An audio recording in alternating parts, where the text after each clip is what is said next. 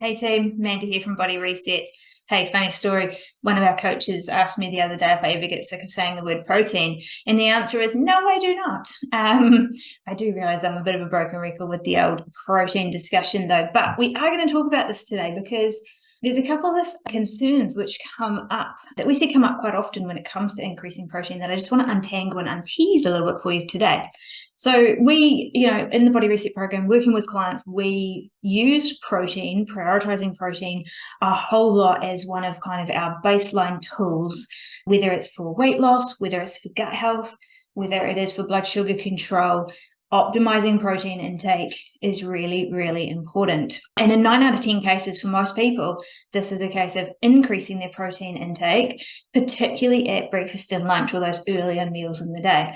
Now, the level of evidence, really high quality evidence within the scientific literature to support this approach is, significant. There just is really no question that as we age, for longevity and for health, we need to be increasing our protein intake to meet our body's needs. And we see this play out all the time anecdotally as well. There's just such good response from the body when we meet that need with a macronutrient that our body kind of can't make from other stuff.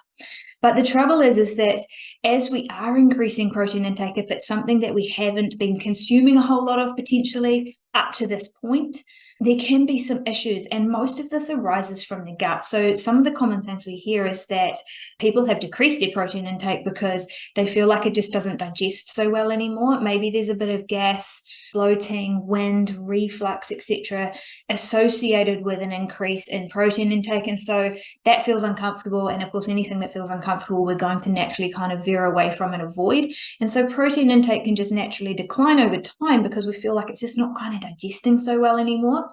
Or for some people, it might actually be that you've kind of lost your appetite for it. You don't really have that drive or hunger for it anymore. And then when you do eat it, it just sort of sits a bit heavy. Maybe you're not even enjoying the taste or texture of it as much anymore. And what I really want to explain here is that this is not about the protein. This is actually about what's going on internally. And an analogy would be if you were to, maybe once upon a time, you were really consistent with lifting weights and you were able to lift a fairly decent weight doing some sort of movement. You didn't do that work out for a while, and then you go back to that same weight sometime later and you can't lift it.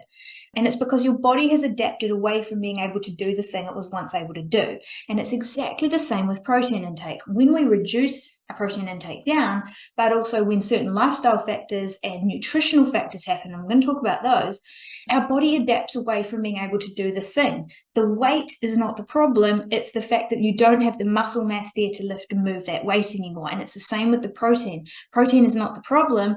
It's simply we don't have the digestive capacity there to deal with that food at that time. So what's going on here? What often happens is when we're highly stressed, our body is turning down our digestive function because it's prioritizing other things. So we get this decreasing stomach acid level, decreasing digestive enzyme level. What this means is then when you eat your food, don't digest it quite as well, maybe don't get the nutrients out of it as well. And so what can happen over time is we can end up somewhat nutrient depleted.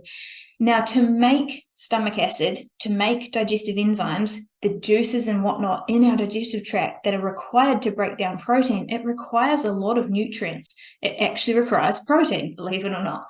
And it also requires zinc and B vitamins and a whole lot of other things. So if there's any nutrient depletion issues, maybe you don't have the building blocks there to create the juices and digestive fire needed to break the protein down. So then when you eat protein, it sits doesn't feel so good, and so you don't eat it. But here's a couple of little thoughts for you. One is that protein entering your stomach is actually one of the most potent stimulants for stomach acid production.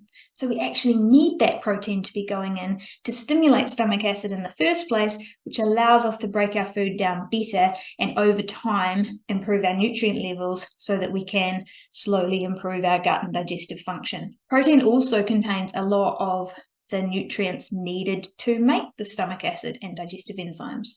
So there's the amino acids, obviously, and there's a lot of zinc that's really bioavailable in protein sources, as well as your B vitamins and whatnot as well. So protein actually is kind of a part of the puzzle when it comes to gut health in particular that we need to be putting in. And apart from a very few cases where I've seen that someone is actually perhaps having a bit of an allergic response to chicken, probably is the main one, maybe eggs, in most cases, even people with fairly sensitive guts do pretty well with protein when it's cooked well, when it is consumed in a way that is kind of focusing on digestion and breakdown really well. So really breathing before we eat, allowing our body to get into rest and digest mode, and giving our body the chance to actually digest that food well, rather than stuffing it in and just kind of hoping for the best. So that struggle that maybe you're having with protein, where it's just sort of sitting there, it doesn't feel great anymore, is not about the protein. It's actually about what's going on inside, and how we could kind of tie that up with a bow is that it is about low digestive fire. And so that's where we need to be focusing. That's where we need to be addressing the root cause, so that you can get the protein in that you're going to need to help, one, restore the problem, but two, keep you healthy, active, well, blood sugar stable, all that in the long term. There's one other little piece of this puzzle here that I did briefly touch on earlier, and that was the stress component. Now, the thing is if you feel like you just have lost that appetite for protein, I really want you to explore what's preceded that. Because, of course, if you are running around like a headless chook all the time, completely stressed, maybe anxious, maybe rushing, stuffing food down without really thinking, or getting to the end of the day and you've been doing that all day and you're just sitting down and you're wanting some sort of food that is comforting, relaxing, etc., we're never going to crave protein at that time. No one's going to sit down at the end of the day, plop on the couch and be like, oh, I just really crave a steak to wind down.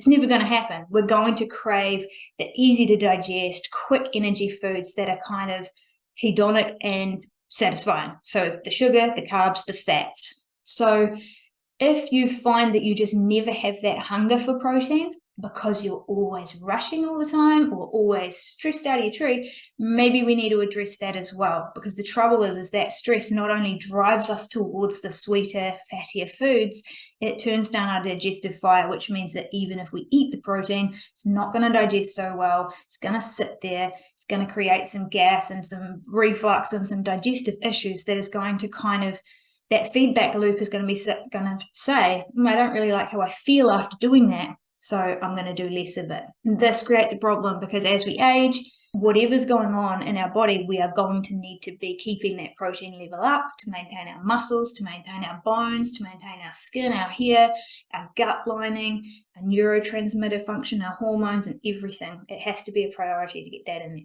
That's one of the really key things that I see coming up with protein intake, is just this kind of avoidance of it because it just doesn't feel so good anymore. So a couple of the key things that I'd really look to do here with clients if this is a problem is sit down and take a few breaths before we eat.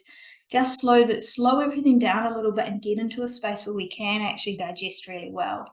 Choose meat protein sources that you enjoy the most initially and build up your dose of it. If you go straight to something you don't really enjoy, going to be a little bit harder to break that down. Digestive enzymes can be a really, really useful tool in there as well. We use those all the time with clients and get great results with them. And even something as simple as a little bit of apple cider vinegar just before you eat and a little bit of warm water just to kind of pep up that stomach acid, get things moving a little bit before you put any food in there, usually makes things go down a whole lot better and you'll feel a whole lot better for it. One of the other big concerns that I see coming up with increased protein intake, and this is probably less common, but I still do see it arising every now and again, is a concern that increased protein makes me put on weight. Now, this is a really interesting one because it's not entirely wrong, but it's mostly wrong. So any overconsumption of food energy over enough time could, of course, lead to weight gain. But there's a couple of factors when it comes to protein that mean that protein is the macronutrient that is least likely to cause this to happen. So the first one is that protein is incredibly satiating. When our body senses protein in our digestive system, it sends messages to the brain, and our brain sends these messages to turn off our hunger drive. So we get this satiation effect from protein that we don't get the same, well, we don't really get it at all from carbohydrates, which is part of their problem. We get it a little bit from fats, but we get it mostly from protein because our body is looking for protein because it needs it to survive. And when that need's been met, it can turn down that hunger hunger drive. So it becomes quite difficult to overeat protein because you just literally get sick of it. You get a bit full from it. So to actually overeat to the point of being able to gain weight from protein, pretty unlikely. The other point with the protein is that all of the macronutrients have a caloric amount per gram. So fat's 9 calories per gram, carbohydrates is 4 calories per gram, protein is 4 calories per gram. Now, when you digest all of those different macronutrients, there is a certain cost to the body energy-wise to break that food down. Carbohydrates have very minimal cost. Essentially, the calories you eat of carbohydrates is the calories you get in your body. And the same with fat. They really don't cost anything for the body to digest, absorb, and store. Protein, on the other hand, has quite a significant cost attached to it. In fact, potentially 30% of the protein that you eat, the energy of it that it's providing, 30% of the calories, are being used to break that food down. So what that means is that even if you are eating a lot of protein, it's costing the body a lot of energy to break that down and use it, that again, there's not as much left to store. And there's pretty good discussion of this and evidence that people can actually quite significantly overeat total calories and not gain weight if that calories comes from protein. So if you're increasing your protein and noticing that your weight is increasing, it's probably not the protein, it will be some other things going on. The part that I think is potentially the factor there is that if your digestive fire is low, if you're not digesting that protein well and it's sitting and making your guts a bit sluggish and maybe your bowel motion's a bit sluggish, that's going to have somewhat of a weight increasing factor for your body because your body's simply holding on to things a bit more. There's probably being a bit more water weight stored and maybe things are just slowing down on the whole. So it's not actually the protein that's causing the problem. It actually goes back to that digestive component, which we've already discussed. So no one should be worried about increasing protein and gaining weight. But if they are noticing that's happening, then we need to go back to the gut and work out why is that happening. Maybe we need to be looking at the other macronutrients that are coming with the protein, because if you're increasing your protein by having a big dirty burger, you're getting a whole lot of other things as well. But pretty much when it comes to the protein, if things aren't feeling so good with it, we go back to the gut because that's where the root problem always lies, because it's not the protein's problem. Humans on the whole are very well adapted to digesting protein. It's a macronutrient our body absolutely needs. It can't make it by itself. It has to get it from the diet. And, the animal proteins are very, very bioavailable, very well absorbed by most people. I just have not seen people that don't digest this well. And the most sensitive gut cases that I've ever seen, protein's the one thing they do digest well and can absorb well. So it's a really, really useful tool, and we just have to understand why, if that's not the case for you, what's going on internally that we need to address. So yeah, like I said, digestive enzymes, your apple cider vinegar, getting yourself into a state where you are able to rest, digest, and consume that protein in a way that's actually optimizing for it to be digested well.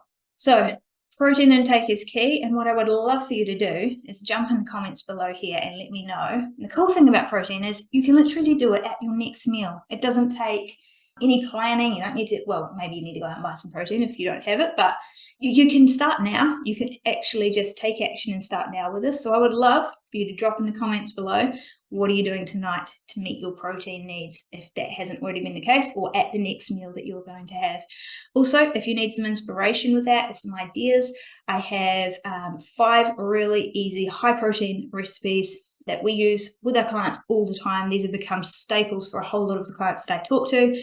They just keep going back to because they're quick, they're easy, and they meet that need really well. If you would like access to those, just comment recipes below and we can get that to you as well. And hopefully that explains, guys, what's going on. If that protein's sitting there and not going down well, it's not the protein's fault. We need to get inside the gut. We need to get that working properly so that we can get and absorb the macronutrient we need to live long. Cool. Enjoy the rest of your day, guys. Have a good one. Bye.